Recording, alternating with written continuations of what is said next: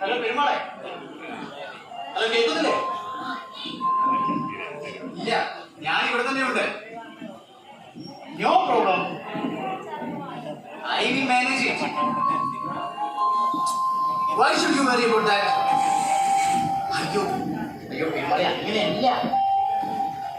I know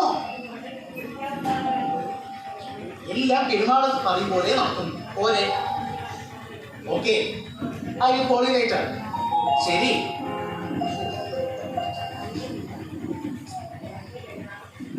Neena,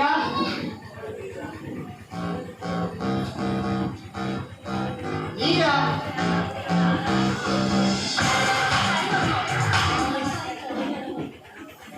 എല്ലാം success. പെരുമാളത്തെ ഇപ്പൊ വിളിച്ചു വെച്ചതേ ഉള്ളൂ. അവർ 2 ദിവസത്തോളം ഇവിടെ എത്തും.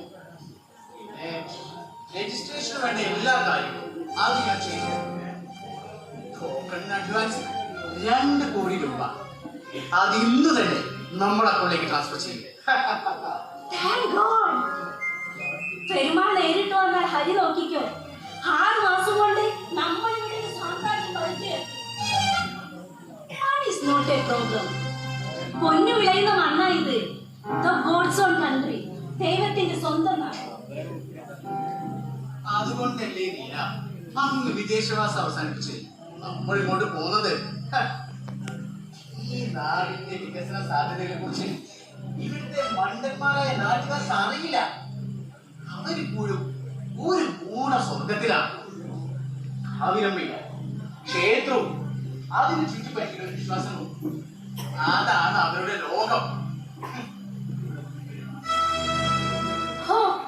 ഇവിടെ വന്നു കയറി അന്ന് മുതൽ കേൾക്കുന്ന പേരാണ് കാവിലമ്മ.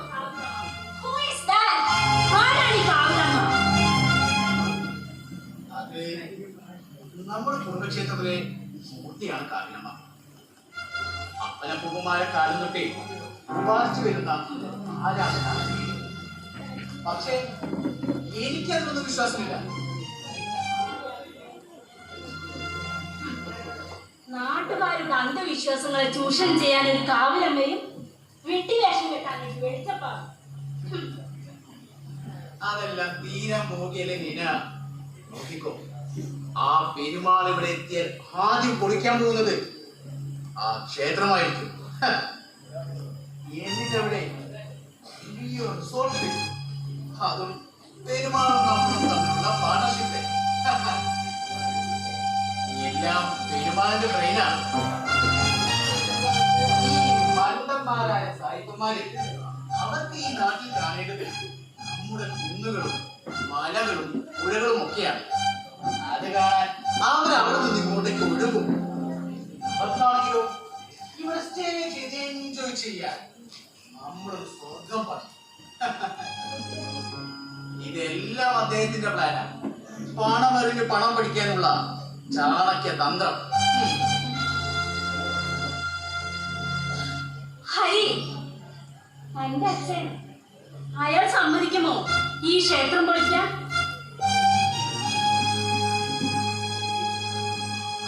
വെച്ച പച്ച നോട്ടുകൾ ഇങ്ങനെ മുഖത്തോട് ചേർത്ത് പിടിക്കുമ്പോൾ കിട്ടുന്നൊരു മണമുണ്ട്. മനുഷ്യനെ ഉന്മാദം കുടിക്കുന്ന ഒരു തരം ഗന്ധം. അതിന്റെ വിലയോളം പേരില്ല. ഒരു രക്ഷമുണ്ടോ? എന്റെ അമ്മയുടെ പേരില ആ ക്ഷേത്രവും അത് നിൽക്കുന്ന ഭൂമിയും ഈ സ്വത്തുക്കളും എല്ലാം. എന്റെ വാക്കിന് മറികടന്നുകൊണ്ട് അച്ഛനെന്തെങ്കിലും പറഞ്ഞാൽ ഗതകാല സ്മരണകളായവർക്ക് ശേഷിച്ച കാലം വല്ല വൃദ്ധസദനത്തിൽ ജീവിച്ചു തീർക്കാൻ വയ്യായിരുന്നു. നല്ല തീരുമാനം. ഞാനൊന്ന് ഫ്രഷ് ആയിട്ട് വരാം. ആ ഹരി, ഇന്നത്തെ ഡിന്നർ ടൗണിൽ ഇവിടുത്തെ സാമ്പാറും ചോറും കഴിച്ച് നാവിന്റെ രുചി പോയി.